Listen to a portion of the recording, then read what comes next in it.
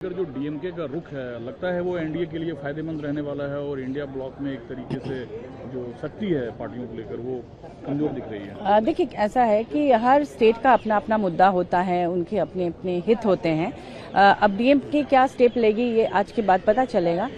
वैसे इंडिया गठबंधन में जो लोग हैं वो पूरी तरह से आरक्षण के खिलाफ नहीं है या परिसीमन के खिलाफ नहीं है। दरअसल हम लोगों ने तो महिला आरक्षण बिल का 2023 में ही समर्थन किया, साइन किया, वो लागू भी हो सकता था। उन समय कहा गया था कि सेंसस होगा, फिर परिसीमन होगा और उसे लागू किया जाएगा, लेकिन 3 साल बर्बाद किया गया।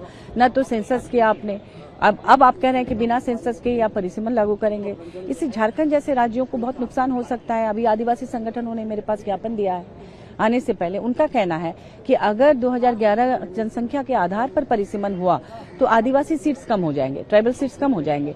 तो इस तरह के मुद्दे जिन जिन स्टेट्स में हैं उनको वो उसका विरोध कर रहे हैं, और जहां इस तरह की समस्या नहीं है, हो सकता है वो समर्थन करें। जिस साफगोई से आप बात कह रही हैं, तो जो परिसीमन बिल जिसकी चर्चा हो रही है, अगर फ्लोर में लाया जाता है तो क्या आपकी पार्टी इस बिल का समर्थन करेगी? देखिए, हम इंडिया गठबंधन के पार्ट हैं। इंडिया गठबंधन की मीटिंग अभी होने वाली है और उसमें जो भी निर्णय होगा, सामूहिक निर्णय होगा, उसके बाद पार्टी लेवल पर तय किया जाएगा कि हमें क्या करना चाहिए। परिसीमन तो टाइम टू टाइम नीड्स है डेमोक्रेसी। बिल्कुल नीड्स है, हम चाहते हैं कि वो जल्द से जल्द आए, लेकिन उसके साथ साथ सेंसस में क्यों देरी की गई, 3 साल क्यों बर्बाद किया गया, ये बात है। दूसरा, राम मंदिर चंदा चोरी पे विपक्ष जो है काफी एग्रेसिव एक तरीके से हल्ला बोल है जी।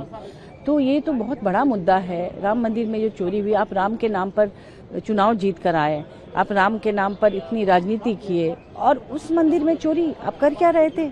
आपने किन्हें वहाँ बैठाया है? उन पर कार्रवाई क्यों नहीं हो रही है? नीचे के कुछ लोगों को आप अरेस्ट करके दिखा रहे हैं कि आप न्याय कर रहे हैं, लेकिन ऊपर जो बैठे हैं, क्या उनके नॉलेज के बगैर ऐसा इतना बड़ा कांड हो सकता है? लोग, लाखों लोग वहाँ आ रहे थे, चंदे दे रहे थे, चढ़ावा चढ़ा रहे थे, सोने के जेवर दे रहे थे, कितनी चीजें गायब हो गई, लोग प्रेम कर रहे हैं, और अब आप लिपापोती कर रहे हैं। इस मुद्दे पर बहस होनी चाहिए, क्योंकि पूरा देश जानना चाहता है कि इस मुद्दे पर आपका क्या स्टैंड है। आखिरी सवाल है, इस सत्र में मुद्दे महत्वपूर्ण है इंडिया ब्लॉक के लिए, या इंडिया ब्लॉक को एकजुट रखना बड़ी चैलेंज है?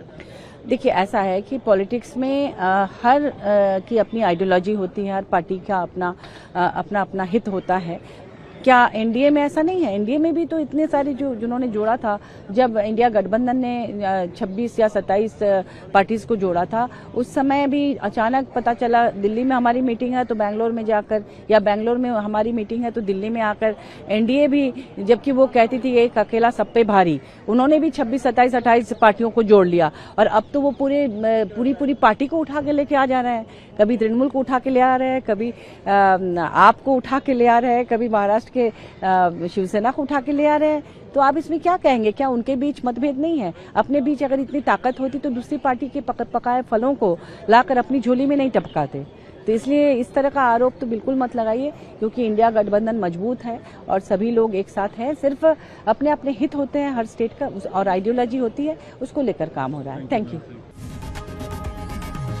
लोकशाही मराठी ऐका, पहा, जागरूक रहा।